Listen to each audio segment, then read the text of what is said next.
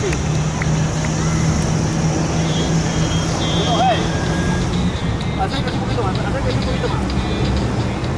Si me da el favor, no te sientes este, va a sentar todo abuleado. Por eso que el niño cantero no ganaron. ¡Suelta su balón!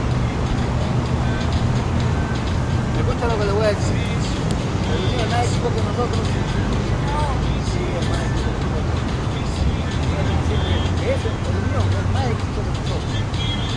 Eso no significa que el Unión juega mejor que nosotros, ¿verdad? A decir que hay un coño mejor que este delantero. No hay. Que hay un coño mejor que este delantero del Unión. No hay. No hay, papá. En serio que no hay. En serio. Ellos, ¿qué es lo que pasa? Ellos juegan ordenados.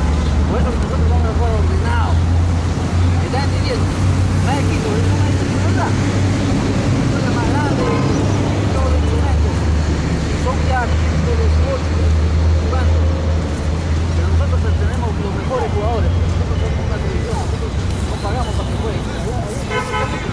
Pagan para jugar. ¿Me están entendiendo? Kevin, estoy hablando. ¿Me están entendiendo? Yo necesito orden.